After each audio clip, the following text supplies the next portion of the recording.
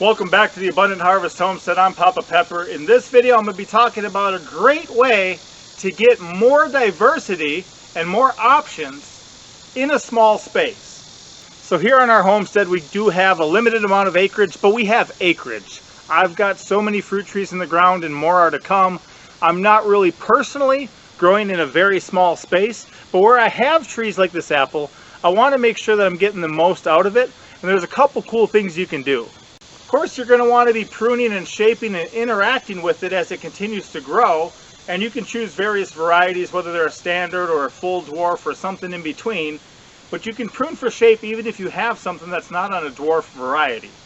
Also, some apples will set fruit by themselves, but if they have something to cross-pollinate with, they're going to do better. The nearest apple to this one is probably 60 or 70 feet that way, so there can be some of that going on. But I want heavier fruit yields. So there's one thing that I do that both creates more diversity and gives me more variety, but also helps with pollination, and that's grafting.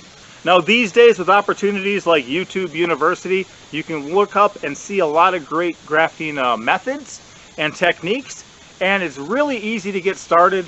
All you really need is a good knife, and you're able to get started. My personal favorite variety right now is the whip and tongue.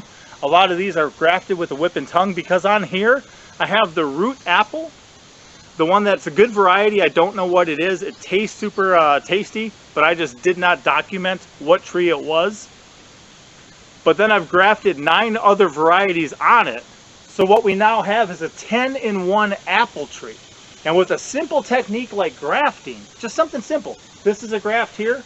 So you've got the parent variety growing here, and then a sugarwood apple that's going to grow up on this branch from here. So I'm pruning for that, thinking, how is this branch going to go in the future? Over here, I have a King David and a Redfield, which is a nice red-fleshed apple, and then a black Oxford. And I'm going to have those 3 different varieties popping out over here, and I'm going to be able to have that cross-pollination, but plus different apples on each branch. It's not that hard either once you practice a little bit with grafting or are confident that you can kind of connect 2 sticks. In the spring, I would look up some stuff from different suppliers. A lot of times you can get a scion of a different variety apple than what you currently have for about $5. Now you're going to need to pay shipping too, but basically, even to add those 9 varieties, say that was $45, and then say I paid $15 for shipping. That's $60. I could easily drop $60 on 1 apple tree, or at best, on the better end of things, I'm only getting 2 apple trees for about 60 bucks. A lot of times they're $25 to $30 a piece anyway. But here with a little grafting, and of course I can get multiple grafts out of 1 scion, I can add all that into here, and then on this one little tree, which we temporarily put up that fence behind it to give you guys a better look at it, we can get all those different varieties, and I don't need to take up a larger footprint in my soil. So especially if you have a smaller property and say, you know what, say 50 to 100 Granny Smiths is not really what you want in a year anyway. Say you want some Red Delicious and some Granny Smiths and maybe some like Jonathan apples or something. You can do all that on 1 tree. You may have to create it yourself, or even if you're on a super tight restriction and say you want something like pears too, you can use an inner stem. Like I actually have a winter banana apple growing on here. The winter banana apple can graft onto an apple rootstock very easily, but then you could take a scion from a pear tree and graft it onto that once it heals. And once it's, strengthened and established, so I could have my parent tree, then a winter banana apple growing, and then connect the pear to one of the branches of that. And then I could have multiple kinds of fruit on 1 tree besides just varieties of a single kind. So I recently just shared a short. In fact, let's watch it real quick. I have this little apple tree here, and it didn't have any fruit this year. It had some tasty ones last year, but I wanted a little more diversity. So I grafted a black Oxford apple onto it, and a Redfield, and a King David, and a Sugarwood, and a Calville Blanc de Hiver, something like that. I don't speak French. And a winter banana apple, and a pink parfait, and a knobbed russet, and a pound sweet, and an Egremont russet, because I wanted more variety on this tree. So far, so good.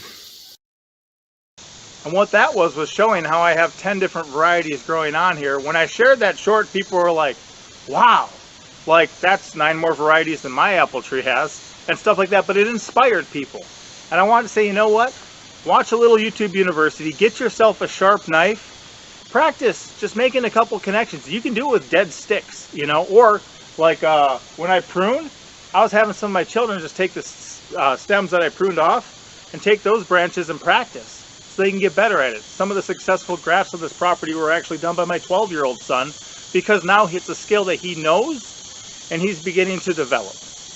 And to me, especially if you have a fruit tree already growing, like an apple in this instance, and you want to add some varieties on, to buy some cheap scions is very easy, or you can find someone in your area that's already growing something that works well. And as long as it's like a non-patented variety right now, either past its patent or one of the older varieties, you can get that from them and legally be able to put that on your tree, where some of the stuff that's copyrighted or patented, you're not supposed to do that. That's technically illegal. But then you'd be able to tell what grows well in your area from people around you. Have some of that right there on your own property. We've done an amount of that as well. So anyway, hope that helps. I would highly recommend though, even if you don't have a limited space, try some of that. Add to the cross-pollination, make the tree look interesting, have some different fruit, have some different colored blossoms on it even. And that's one thing too to consider.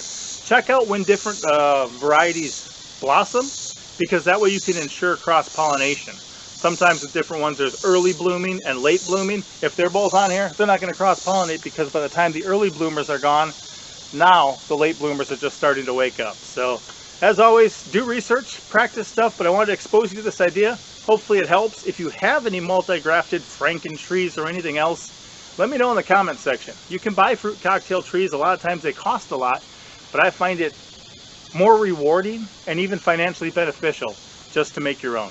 I'll see you next time. Papa out.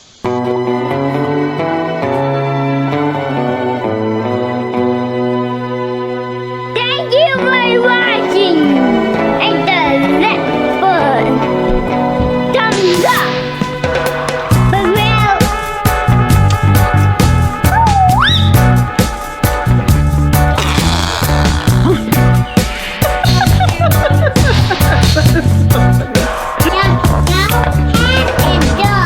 The cow head is good? Yeah. That's good, you know.